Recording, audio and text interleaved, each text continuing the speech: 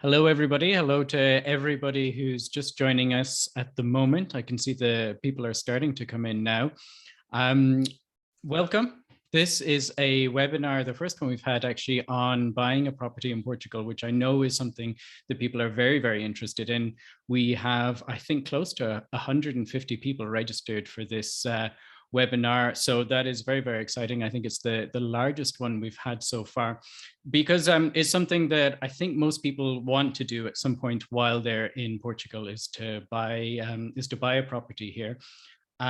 We have the lovely Camille from Bloom Spaces to guide us through everything. So if you have questions, you can put them. There's a question and answers section down there. We will try and get to them either during her sort of talk or at the very, very end. But I'm just interested as well if people could sort of say, if you're thinking about buying a property, you know, in the next sort of couple of months, where are you thinking about buying? Because I'm quite curious where people are interested in at the moment, because I know obviously the Algarve, which right behind me, that's not real, that unfortunately, is a very popular place. Lisbon is still very popular. A lot of people look at the Silver Coast, but I'm curious to see where people are looking at, and where in the world you're joining from as well, because I know there are a lot of people from the US who are joining, and I know there are a lot of people from the UK that I saw on the list. But if there are any other countries that that I haven't mentioned, then please mention. Janice is saying that she is thinking about the Algarve, but she doesn't know which city. So I guess maybe we'll touch on that. The Algarve is quite a broad place, and you can kind of live anywhere because it's so spread out. There isn't really one big city, so there are lots of great places to live along there, and maybe Camille will share some of her favorites. But Camille, why don't you introduce yourself? Tell me a little bit about yourself and about Bloom Spaces, because you are a buyer's agent, and some people will be familiar with the term and some won't. And maybe you could explain that what that is, and also why you decided to become a buyer's agent and not a standard estate agent like most people would come across in Portugal. So just for first clear understanding, unlike the seller agents, the buyer agents are defending the interest of the buyer. So like traditional real estate agency will have seller agent, and the goal is to make the property as beautiful as possible and make people want to buy it. A buyer agent is looking more wider in all the real estate markets and is not trying to sell what they have in the portfolio, but they're trying to find the best fit for the buyer. So a little bit about me. Camille, I'm French, live abroad most of my life, lived in Brazil, Canada, Australia, France, obviously, and also now in Portugal since 5 years. I've started up as a broker for both selling and buyer side, and I've realized that being in Portugal, I think the seller are already quite helped by all those seller agents, Portuguese seller agents. And my help was way more beneficial for buyers, foreigners buyer coming to Portugal, not knowing the language, not knowing where to buy, what's the market, what are the ins and outs. And since I realized this, I was like, okay, then I should start to focus on the buyer side and create an agency that are helping out all of the buyers coming to Portugal, help them through all the process. So that's how I became a buyer agent. And Bloom Spaces is a buyer agency. So we have a few brokers covering different parts of Portugal for different type of property, from residential to commercial to land. And each of us are professional and experts on location and type of property. And we help a client to go through the process with more smooth. Okay. Well, just on that note, someone has a question that I think is relevant to what you said, which is, how do you get paid? So good question. So I don't know if you know, but in Portugal, the seller is paying the real estate fee, which is a commission between 3 and 5%, depending on the deal that is made beforehand between the seller and the seller agent. We have partnership with all of the seller agents and seller agencies in Portugal, and they do a shared commission with us. We usually get 50-50, but it's a matter of negotiating with them, but usually it's 50-50 of whichever commission they have agreed upon. So it's basically a free service for the buyer coming to Portugal, as we get paid by the seller agent. Okay. And is there any disadvantage to the buyer using you?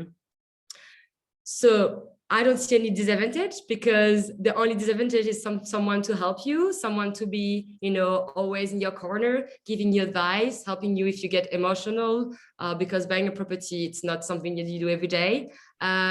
It's someone to have all the knowledge and the ability that are, resourced like lawyers and accountants and mortgage broker, help you through the financing and supporting you.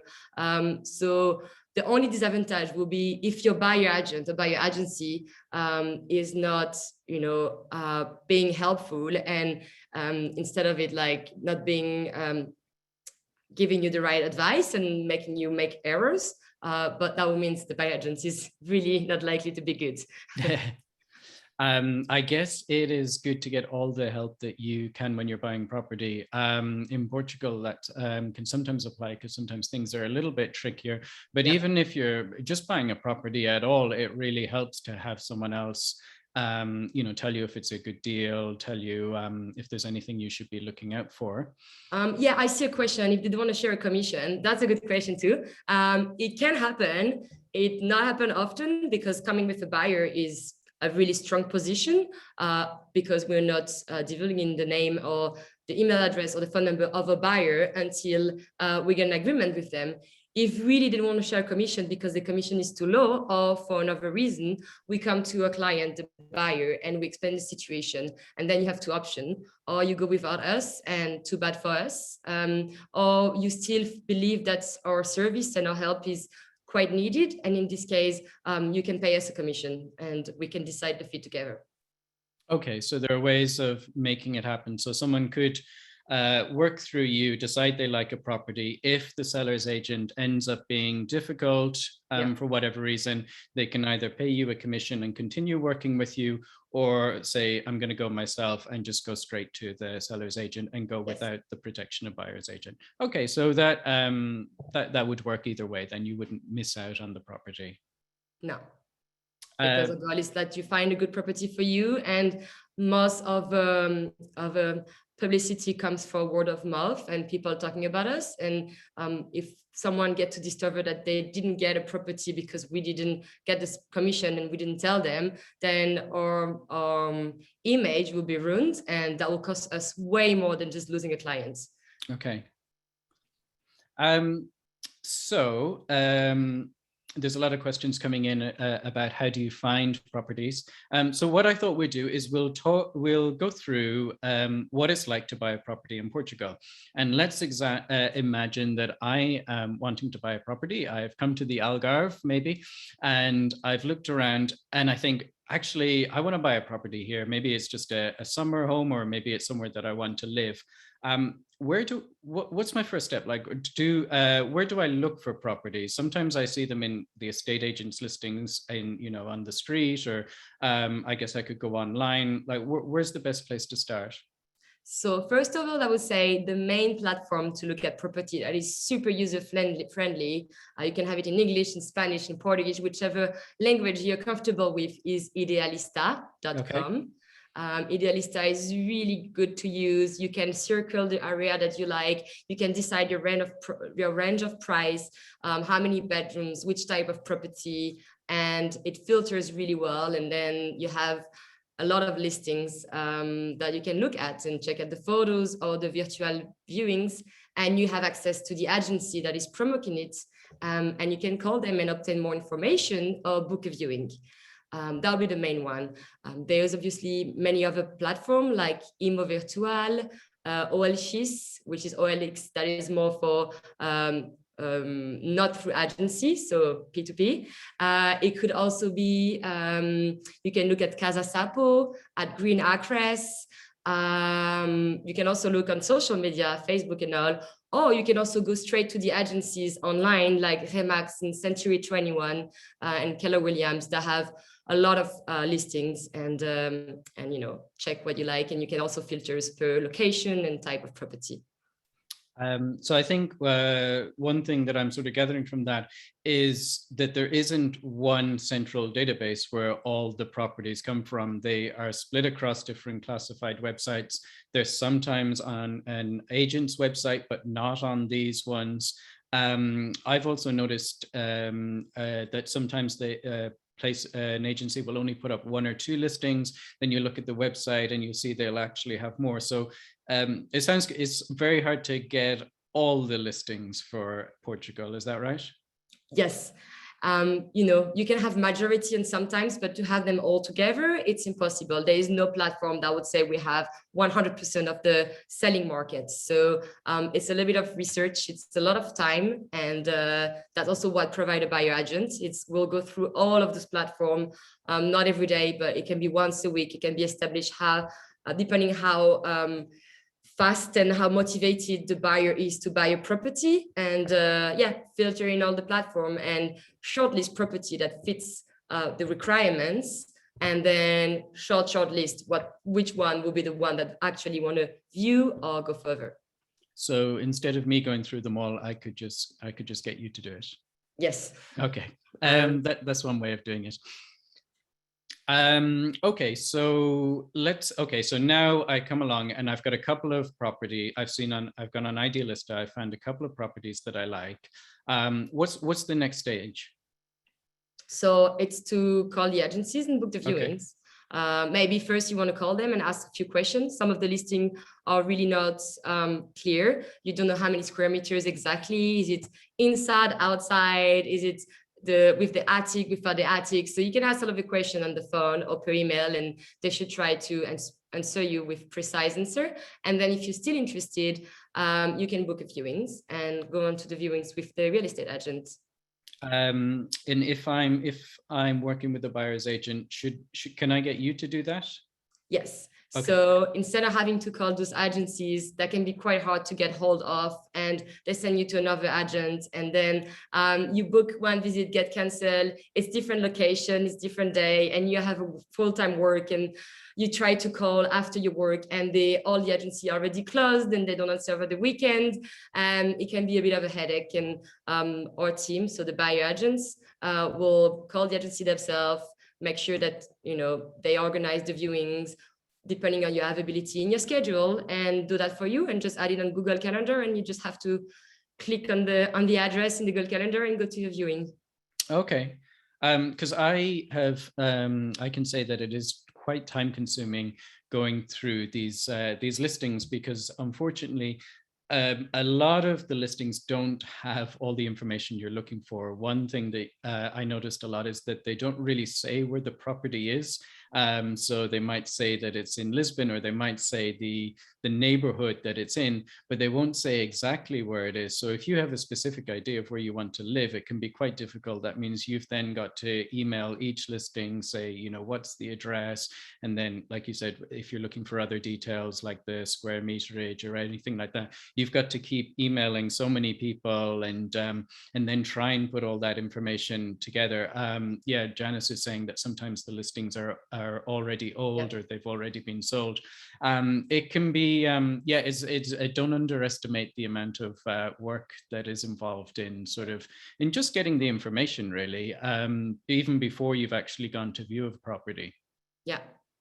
And also, you have discussion with multiple agents that can be a bit overwhelmed with all those names, people calling you, phone numbers, and etc. In the case of using a buyer agent, you only have one phone number, is your buyer agent, and you just bother the same agent all the time. And then this buyer agent go to all of the agents and do the work. Okay. Okay, so now I've got a bit more information. I've decided that a property is worth going to see. Is the next stage then book an appointment, go and see it? Yes. Okay, and so I go and see it, and I think maybe first viewings, they're a little bit just to sort of get an idea of what, Yeah. is this going to be somewhere I like? Does it sort of, does the house look nice? Does it look the same as the pictures, things like that? Is there anything else that I should look out for? Go in the surroundings in the first viewings, look around. You can already look up in the ceiling, see if you see some kind of like molds and cracks, and just to get like a general feel of the state of the property. If you're buying in the building, I always say to ask the real estate agent, when was built the building? Is there a condominium established? As the roof has been checked recently, and any other work on the building, just to get a basic feel of what the property look like outside of the apartment. Because buying an apartment, it's a first step, but you also have the entire building situation is really important. So that was on the first viewing. Yeah. That was first viewing. So I guess you go in and you just want, with the first viewing, you just want to say, is this somewhere I want to go for a second or third viewing, or will I just cross it off and keep looking? Yeah. So Joe is asking, and this would be for maybe the second or third viewing, what about a professional inspection? How could I get one of those done? Yeah. So if you like a property, I'm not sure it's a really fair idea, a good idea to go straight on an offer. I would say talk about, to your friends and family, and then organize the second viewings. On the second viewings, it's good to bring, your partner, your friend, but it's also really important to, if you're not sure of the state of the building or the property itself, to bring a surveyor or an architect or an engineer or someone that just know construction, buildings and apartment really well, and also get some inputs of him or her. That would be like on the second or third viewings. I think someone asked, like, how can you find surveyors? I have a few surveyors in the Lisbon area that I've been recommending in the past, that's been doing really good survey, that I can recommend further later. But yeah, they're usually quite easy to find, and you can just do it like you can book them just like 2-3 days in advance, and they will come and give you a report of the survey. Okay, because I think I've seen a few people ask that question, is how do you get a surveyor? Because I'm not sure it's so common in Portugal to get this done. Is that right? It's true that in England, apparently it's almost like mandatory by the banks. Here it's not mandatory at all, but because I work a lot with foreigners and actually people from the UK, and they ask this a lot, I find a few good surveyor that I can recommend. That goes from 200 to 600, 700, of course, depending on the size of the property, how deep we go in the report, where the property is located, and a few other requirements. But if you buy a property in Portugal with a mortgage, they would not ask you to do that. It's you decide to do it. If you buy with a mortgage, the only thing that the bank is requiring is a bank valuation. So they will send a valuator evaluating the property. Okay, so when the bank valuation person comes, they won't actually, if they notice anything wrong, they won't tell you. They're just trying to work out how much they think it's worth. And I imagine there's a little bit of a difference between what the bank thinks it's worth and what it's being sold for. Banks always seem to be lower. It depends. So as an example, on a really hot market, which could be, I don't know if you heard of Costa Caparica, just south of Lisbon, the market is going so high, so fast, that banks are not following up as fast. So they are trying to follow up, but they have a few months difference. So bank valuation tend to come lower. So the person that use a mortgage need to have a little bit of his own cash money. Whereas in Lisbon, you still have the bank are a little bit more aware of the market, and I think they stay a little bit more on top of it. Also, there's like way more bank valuation and mortgage gone in Lisbon, and it tend to be quite similar from the selling price. In my perspective, I even had a few bank valuations that were higher than the price we negotiate from. Okay, perfect. Well, that's good to know for people who are getting a mortgage. Yeah. So you mentioned there it would be about sort of 200 to 700 sort of as a rough idea of surveyor costs. So I guess you would want to have a couple of viewings and really be certain about a place before you moved on to the surveyor cost. Yes. On the second viewing is like, it can be a surveyor, but maybe more like an architect or a friend that knows a little bit about real estate. And then some people actually what they do is they put an offer on, and if the offer is accepted, they said the offer is subject of the valuation after, so the survey after. So the offer is accepted, they send then the surveyor, and if the survey is bad, they can get out of the deal, and if the survey is good, they can move forward. Okay, so because I think it's worth talking about the offer stage, which I guess would be the next bit. If you've decided you like a place and perhaps maybe things are moving quite fast, you want to get the offer in, but then it's the survey's coming after. The offer stage is a little bit different in Portugal than some other countries, right? Because it's more, you are really making a commitment here. You don't make a commitment. You can always pull out. Sorry, because I made the example of the survey. You can always pull out. Some people make multiple offers in the same day. So you make an offer. You can keep like a validity on your offer. You usually make an offer lower than asking price. In your offer, you also have to say, what's your timeline in how long you want to buy, if you require financing or not, because that's really important for a seller. And how much you will put down at the CPCV, which is the promissory contract, which in Portugal is normally 10%.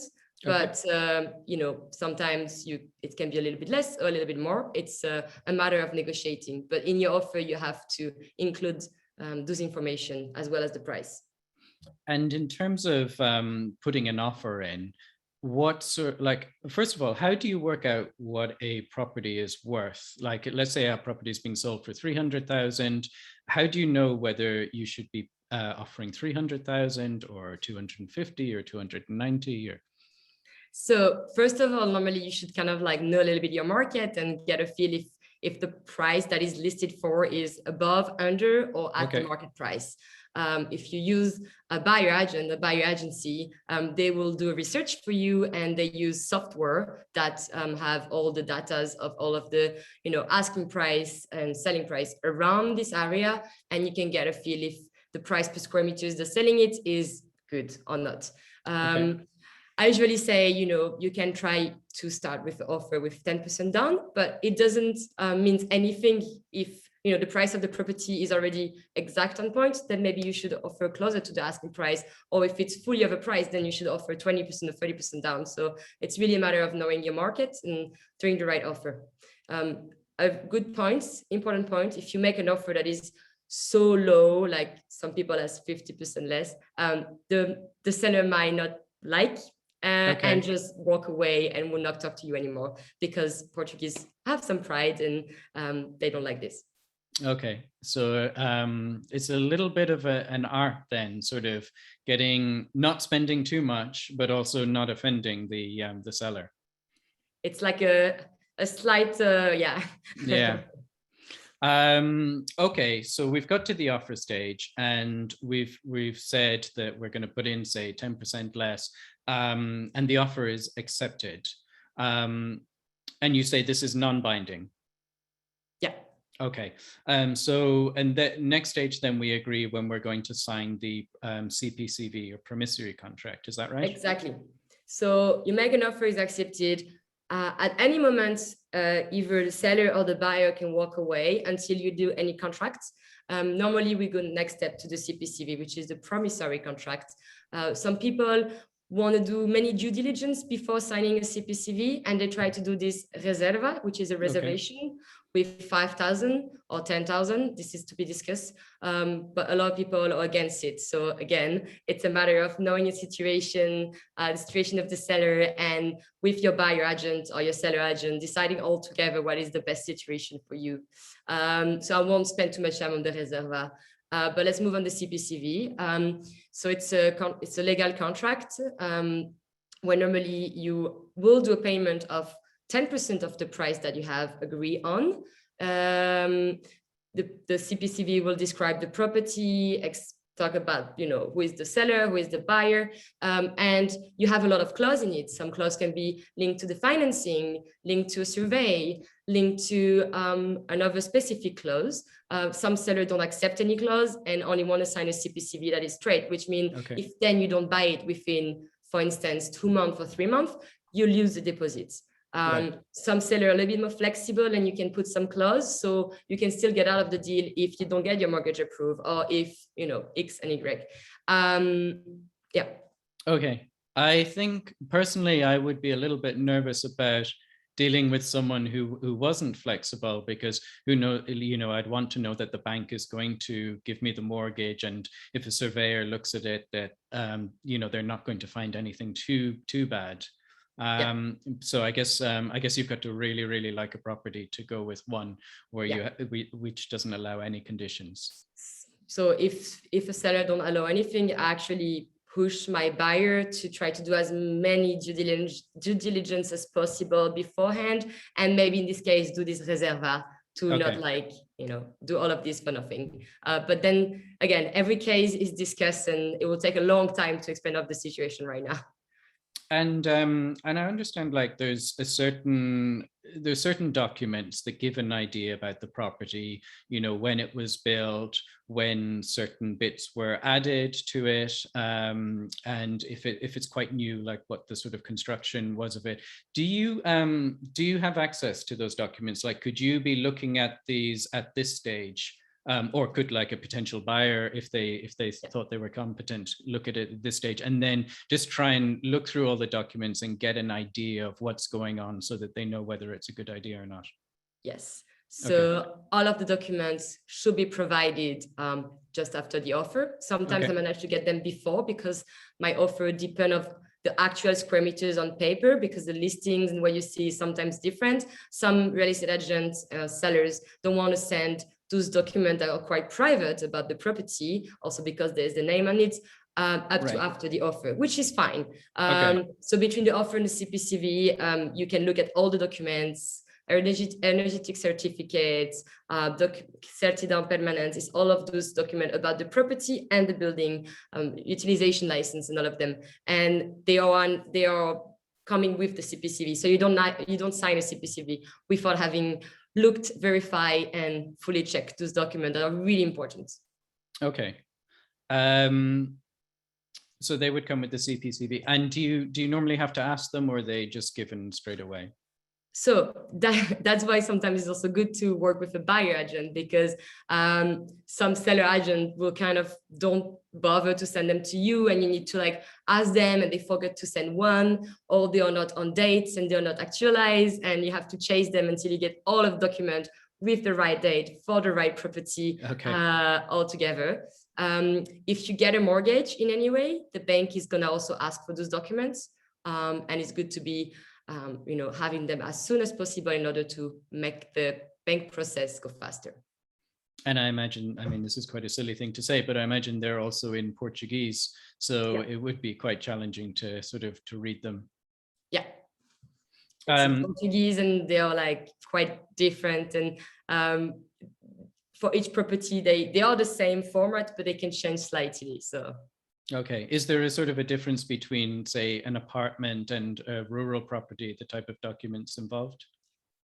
It's the same document that are required, but there's a few slightly difference of data you need to look at. Okay, but let's assume that we've got these documents back, everything looks good. I understand there's sometimes in Portugal there can be a difference between what's on the paper, what's legally there, and what's actually how the property has been built or has been renovated. Is that something that's easy to spot? Is that something that you would spot, or should someone have a lawyer to look at them as well? So that's a decision of the buyer.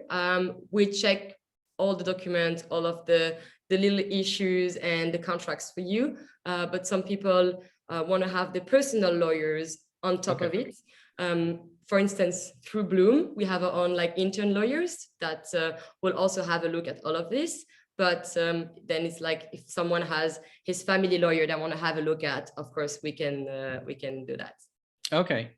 And is this a different lawyer then? Because presumably someone will need a lawyer to represent them when they do the final sale. Is this a separate thing, or would they use the Bloom lawyers that you just mentioned? The Bloom lawyers do everything from the CPCV to the deed. is checking the document and the CPCV. And at the final deed, it's happening at a notary. So a lawyer doesn't even have to come here, except if he's the power of attorney. So yeah, it's really a decision of the buyer. Okay, so you can either use your own lawyer, or you can use the lawyer that's provided with your firm. Okay, so let's assume now that we've got the documents back. We've had maybe a survey done, or we've had the bank come and do the assessment. Everything looks good. So at that, and we've already signed the CPCV and put down our 10%. So now we've got this period in between the CPCV being signed and the actual final day when we get the deeds and we exchange keys and everything. What happens between those two dates? It's funny because everyone thinks that's when everything complicated is going to happen, but actually, once you've done all of this work and you have signed CPCV, that's the time you can relax. Okay. So now, if you have a mortgage, if the bank valuation has not been done, you have to do the bank valuation. You get the final letter of approval of your mortgage. You have to do your insurance for the mortgage, and there's a few more little things to do for your financing. But if you are, for instance, a cash buyer, you can sign in the next 2 weeks. Okay. Just the seller side, the agent have to do the Direito de Preferência, the preemption right, which is 10 util days, so 2 weeks, and make sure that the sellers, if the sellers has a mortgage that is getting cancelled, and there's a few little things, but that's more in the background, and that's done between mostly the sellers and the banks and the real estate agent and the notary that have to book the time and do the emission of the taxes that has to be paid on the day of the signatures. So what a buyer will need to have and make sure that his financing is going along. And the second thing is to make sure that he has the money and the cash money that he needs to have available on his Portuguese bank account, and his document on time. But that's not the hardest part. Okay. Someone's just asking if the signing can be done from the US or from another country. So I guess that's where power of attorney would come in, right? Yeah, you need a power of attorney in this case. Okay, but in theory, it can be done. Yeah. Do you ever, just on a similar question to that, do you ever get people who want to buy a property and they're abroad and they just get you to go and view it and look around and you handle everything without them seeing it? Yes. Okay. In this case, we do everything with virtual videos and photos and cameras. Right. And digital age. We have all the tools to do that. I fully understand that if it's a property that you're gonna live in, it's really hard to give it into my hand or someone from my team's hands. Sure. Except if it's like maybe a really close friends or family. But in terms of investments, we have done that a lot and it's working quite well. Okay. So we have we signed the CPCV. We've got through this stage in between, which you said could take as little as 2 weeks if you were a cash buyer, and if you were, say, a mortgage, you needed a mortgage. What's the standard time frame here? 2 options. If you have done your bank valuation before the CPCV, it just happened recently. I would say 3 weeks max. Okay. If you have not done the valuation, because they have to send the valuator, wait for the report of the valuation, approve the report of the valuation, and then book, that's more going to be between a month and 3 months. 3 months is more like if you buy a property in August and all the banks are closed and no one is working. But recently it's been like 1 to 2 months when you have to do the full valuation and etc. up to the signing between CPCV and deed. That's why we recommend to leave saying 30 to 90 days is the time that we need between the CPCV and the deed, if you're not cash buyer. 30 to 90 days. Okay, so so that's good to know. And typically when people, like if someone comes to you and says, I'm looking to, to buy a property, and they start the process, how long is it taking at the moment for them to find it? Because I understand right now things are, my impression is that there's more demand than there are properties. It's quite a difficult time to find things. So how long is it taking people to get to the stage where they can put an offer in? Yeah.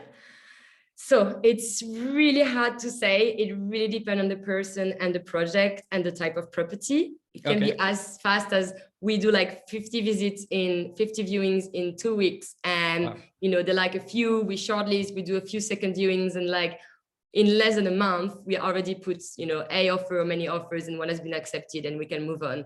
But it can also be a really specific and type of property that is really hard to find at the moment, and it can take a year. So okay. It's hard to say. And I also wanted to ask, because I know you are based around sort of, you cover the entire country, but you are based around Lisbon and Costa de Caparica and Setúbal, and this sort of a bit of the Silver Coast as well. This is like the area that's closest to you, isn't it? Can you speak to a little bit what that's like at the moment? Because I know this part of Portugal is very popular. Yeah. So Lisbon is a steady, good market, quite safe.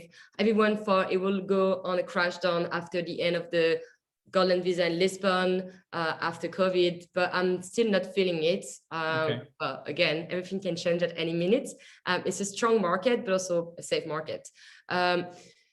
Then if you look south of Lisbon, so Caparica especially is going crazy. Even during COVID, we had like the biggest growth I've ever seen. It's just super appealing for people, 15 minutes from Lisbon, by the ocean. And when I say Costa Caparica, I'm talking about Costa and south of Costa, because it's a little bit more natural and there's a bit more trees and people tend to like it better. But that would be more for a house. Caparica is more for an apartment. So two types of properties. And then the rest of Portugal is getting a different speed but all like still going up, but maybe not this crazy up that you have, for instance, in Costa Caparica at the moment. Okay, so that is one of the places that is really going crazy. Yeah. Okay. Where you have people offering more than asking price and the property going in a snap. And is that, so that's very unusual, is it, to offer more than the asking price? Yeah, it is. Okay. So we'll just finish off with the buyer sort of process then as well. So we've gone through all of that. It's taken us, say, maybe 2 weeks or 90 days. The final stage then is it just a case of handing over the rest of the money, which I guess would be about 90%, and collecting the keys? That all happens in one go, does it? Yes, at the notary, and paying the taxes also happening at the notary. Taxes for buying a property is between 6 and 8%, depending on your property price, but that's the average.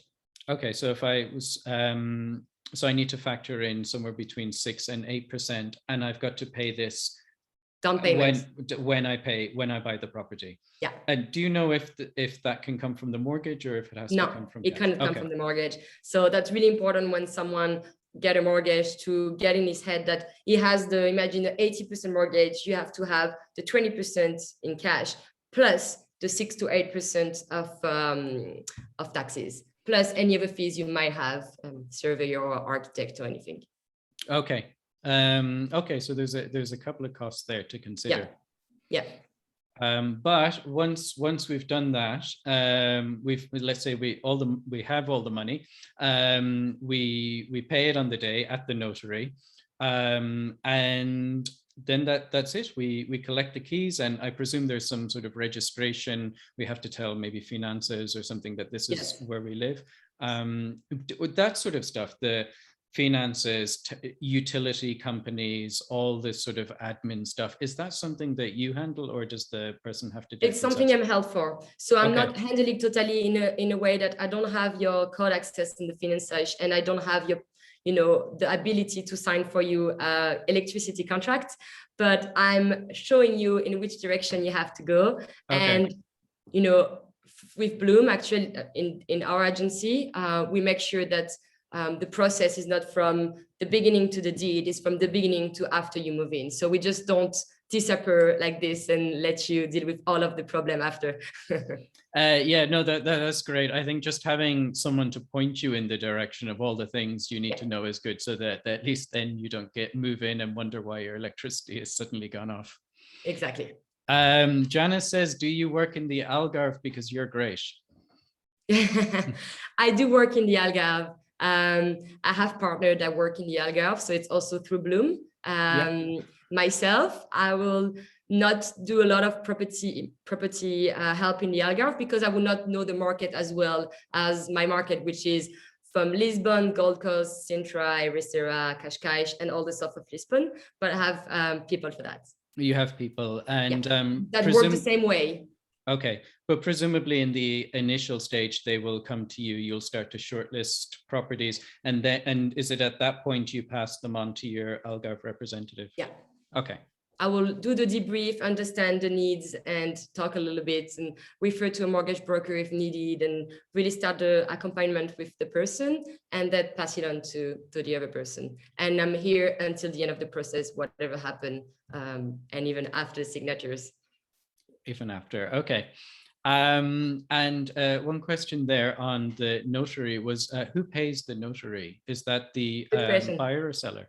It's the buyer. Notary in Portugal is between 500 to 1,000. 500 is usually when you're a cash buyer, and when there is a mortgage, there's an extra fee, and it can go up to 1,000 for the most expensive.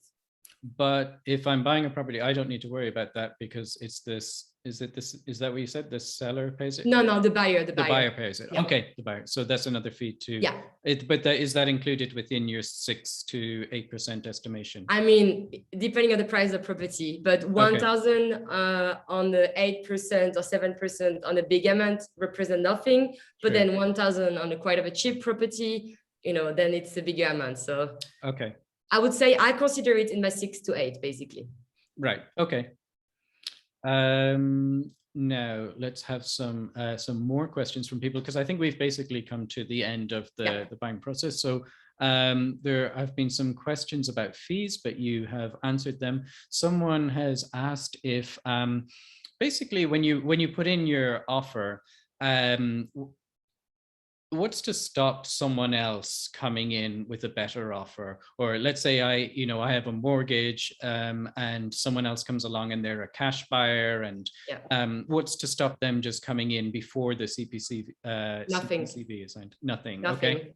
Maybe if the seller really loves you and really feel for you and think you're the person that have to buy his place. If someone else comes the same day or the day after before you sign anything, they're probably going to get the better offer. Okay. So you have to, you have to act fast there.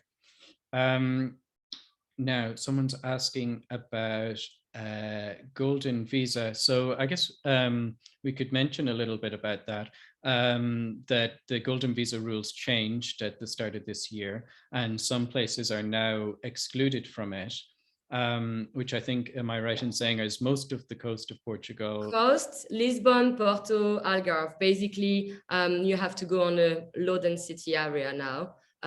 Or you have to invest in a fund that then invest in real estate of a project, or you can invest in a commercial asset.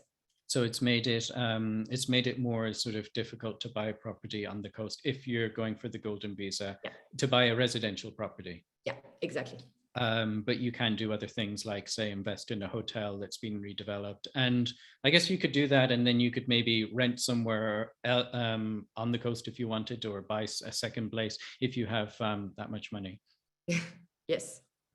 A question there. CPCV is binding between buyer and seller, yes, but the offer not. Okay, so the CPCV, which comes after the offer, that is binding. Yes. So if the seller go away, if the seller end up not selling to you, you have to give you your money plus double. And if you don't buy, you lose your money. Okay, so there's really strict terms there to make sure that the deal doesn't fall apart. Except so if there is a subjective clause that are really well defined in the CPCV. Okay. So once you get to that stage, do you ever have a seller pull out? Because it's quite a big loss for them if they do. Has that ever happened? Or that they leave and they give you the deposit and give you double? Yeah. Never happened to me. They better sell the property to someone else way more, and never happened to my life or any of my colleague and partners' life. But I think it could happen. You think so? I mean, I think it could happen it's a property that's been like selling like way lower than the market price, and the seller was not aware of, and someone told him, and then he put it on market for another price and then got double, and then okay, but you know, the chances are quite low. Yeah, I think so. It'd have to be quite a huge amount for them to be willing to pay you double. On that note, talking about prices in Portugal, one thing that I sometimes see is that the price is a very fluid thing with properties in Portugal. Sometimes a property gets listed and then you see it doesn't sell for a while and it comes back a few months later, and it sometimes seems to even be higher rather than lower than what it was before. Those people don't really want to sell, and they just try. They just see what's the maximum, like what kind of offers am I getting at 350? What offers am I getting at 400? What am I getting? Okay, so it's kind of trying to work out the value. They are opportunistic seller, and they are not in a need or they want to sell, but they just try the markets, and there's a few of them. Okay. So I guess with the software that you have access to, can you see that happening? Because it would be good to know if you're dealing with someone like that, because that could potentially end up wasting a lot of your time if they don't really want to sell. So for instance, in my company, we use this software that check all of this. So we can find a property or listing and see what happened with this listing since 2017, when the software has started to have and gather data. So we will, of course, tell our buyers what is the history of the property on the selling part, with which agency, for how long, for which price, they listed, relisted, and we just share the history with our buyer. Okay. And that gives you then an idea of what it's worth. You can sort of see if it has gone up, has it been in line with how other properties have gone up? Yeah. Okay, so one person has said here, I'm a cash buyer and I want to know how much you would charge to support the buying process. Maybe that's something, I'll give that one to you and you can answer that one in person with the person, just how much you would charge. But I think if the person's a cash buyer or a mortgage buyer, it doesn't really make a difference. Like the way you work is still, you can work on that percentage basis. I treat the person the same way. And lots of people keep asking for your company, actually. So I'll just mention it again and I'll put it in the chat, which is it's Bloom Spaces. What was the origins of the name for Bloom Spaces? When you start to find a name for a company, you look on goodidea.com and you look for what is possible. And I was like, spaces, and I was just thinking about idea, and Bloom just popped up in my head. Bloom, like blooming the plants. I love plants. I love greens. And I just come up with Bloom Spaces, .co though, not .com, because it was already taken. Okay. But, yeah, thank you. And one question there on mortgages, which you sort of said it, can we talk about percentages that people might need? So if, I understand there's a difference depending on whether you're a resident or a non-resident, is that correct? So if someone doesn't live in Portugal, what sort of percentage would they be looking at? So if you talk to any mortgage broker, and from my experience, what happened with mortgage for my clients' friends, it's been between 70 and 80% if you're not resident, and from 80 to 90 if you are a resident. That's how much the bank will give you. Yeah, sorry, yeah. Okay. And then,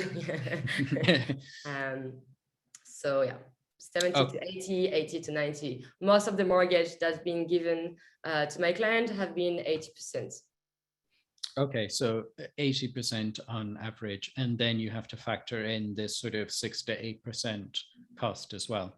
Plus the 20%, exactly.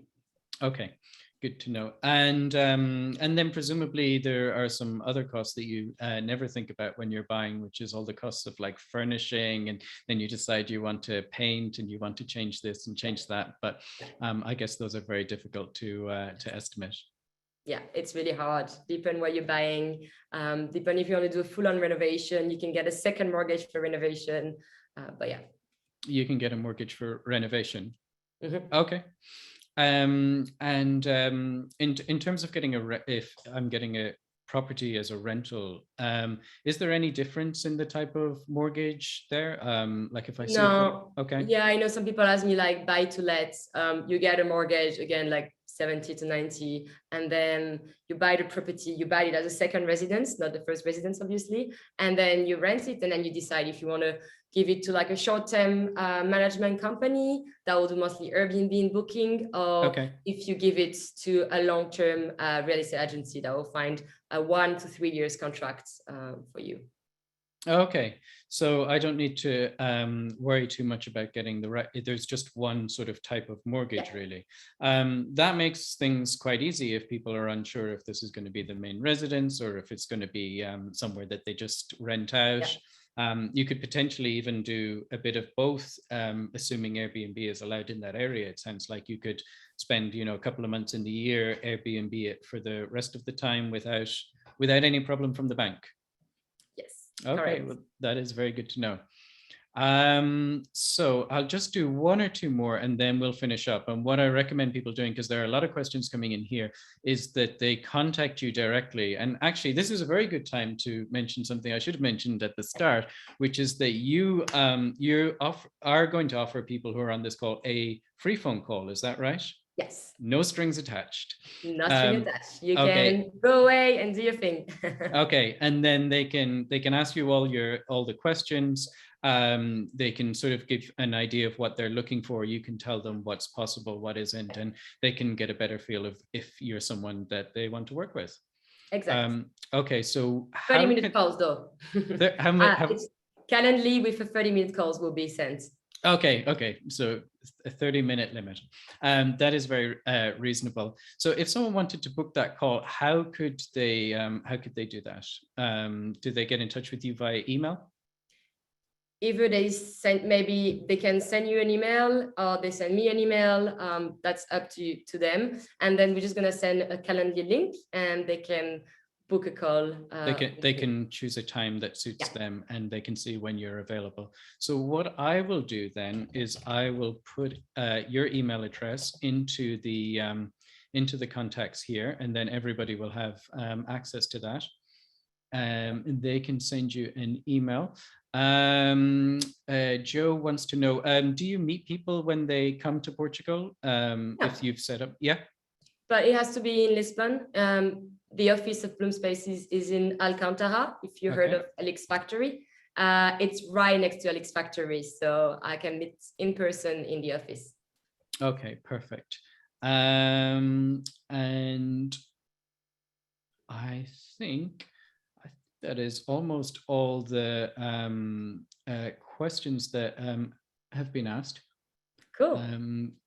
Yeah, so I think for the rest of them that people should just get in contact with you directly, or they can send an email to Portugalist as well, and I'll forward them on to you as well. Yeah, either way works for me. Okay, well, it's been great having you. And bye. Yeah, thank you to everybody else for attending, and hopefully see you at the next webinar. We have one in, I think it's 2 weeks time today, which people are very excited about, which is about the NHR, the non-habitual residency tax regime, which I know there have been a lot of questions about. So that one, you should have received an email with a link to that, so you can sign up for that one now, and you'll get a notification a day or two before that one's due. But in the meantime, thank you so much to Camille from Bloom Spaces, and hopefully we'll have you back again to answer even more questions. Okay, cool. Bye.